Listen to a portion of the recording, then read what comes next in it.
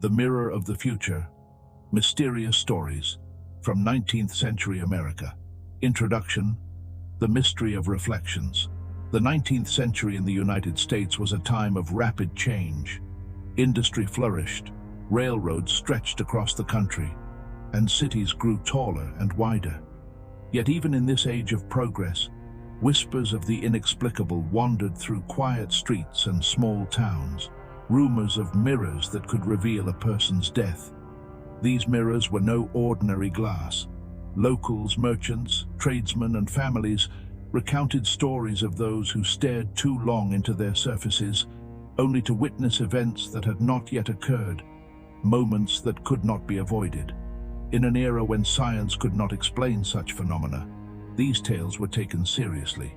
They were considered omens, warnings, and sometimes curses. This collection explores 5 of these stories, each rooted in a real place, with real people in the 19th century United States. Yet despite the historical backdrop, the air of mystery lingers, leaving one to wonder if these mirrors were truly ordinary objects, or something far more sinister. Chapter 1. Jonathan Harris's Mirror, New Haven, Connecticut, 1823. In 1823, Jonathan Harris, a prosperous merchant of New Haven, Connecticut, lived in a house that reflected both wealth and taste. The walls were paneled in dark mahogany, the floors polished to a sheen, and the grand fireplace bore a mantle of intricately carved marble. At the center of the main parlor stood a mirror brought from France, its gilded frame covered in delicate carvings of angels, demons, and twisted vines. Neighbors often spoke of the mirror in hushed tones. Strange things happened around it. Shadows seemed to linger longer than they should, and at certain angles faces appeared that were not present in the room. One cold evening, Jonathan noticed a shadowy figure in the reflection, though no one else was in the room.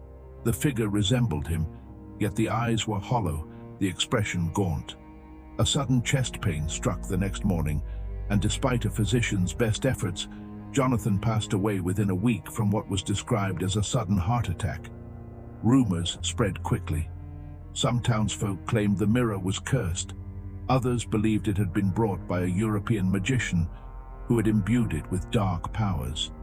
Those who dared to look too long in the mirror reportedly began having nightmares or seeing fleeting images of themselves in danger. Details of the era and atmosphere. Snow-covered streets outside the house creaked under horse-drawn carriages.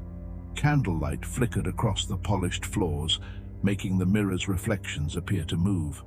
Local children dared each other to peek at the mirror from the hallway, swearing they saw shapes that disappeared when approached. The story of Harris became a cautionary tale.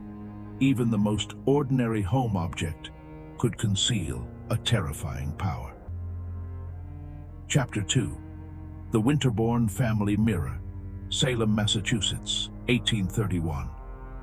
By 1831, Salem, Massachusetts had long shed the shadow of the infamous witch trials, but superstition still lingered like fog over its cobblestone streets. In this city lived Cyrus Winterbourne, a respected attorney, who purchased a mirror of black oak framed in silver. According to legend, the mirror had come from France and had been used in occult rituals. One night, alone in his library surrounded by dusty tomes of law, alchemy, and obscure rituals, Cyrus noticed an unusual reflection. His friend, Edward Kramer, appeared in the mirror tumbling down a staircase. Cyrus rushed to Kramer's house, but it was too late. The same accident occurred exactly as shown. Salem's residents were unnerved. Stories spread through town. The mirror didn't merely reflect reality. It displayed events yet to come. People avoided mirrors, fearing that a glimpse could reveal something they were not meant to see. The Salem Gazette warned, "Look too deeply, and you may see that which you cannot escape." Expanded atmospheric details. Winterbourne's library was dim, lit by candles and the flickering light of the fireplace, casting moving shadows across the walls. The mirror's surface appeared almost liquid under low light, as if it could ripple with unseen forces. Visitors reported feeling dizzy or uneasy when standing too close, as if the room's energy had changed. The Winterbourne mirror became a symbol of both fear and fascination in Salem, a city where even the rational mind could not fully dismiss the supernatural. Chapter 3. The Bennett Family Mirror. Philadelphia, Pennsylvania, 1847. In Philadelphia, 1847, the Bennett family purchased an antique mirror from a shop on Chestnut Street.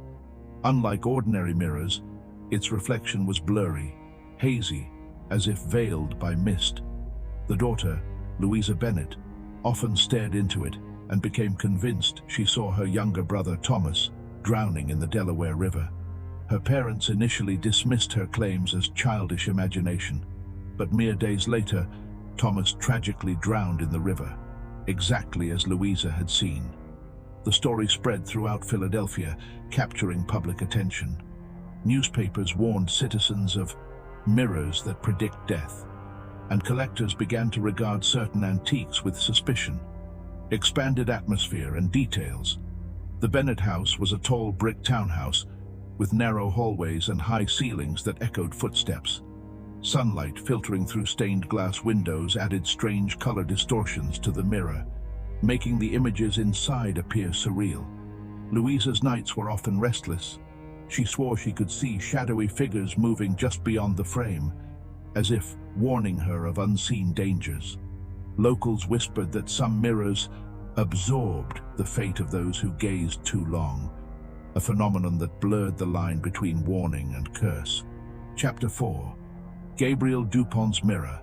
New Orleans, Louisiana, 1856. In the vibrant city of New Orleans, 1856, Gabriel Dupont, a wealthy spice trader, imported a dark glass mirror from the Caribbean. He claimed it revealed shadows of the future. Guests to Dupont's home in the French Quarter reported seeing visions of their own deaths.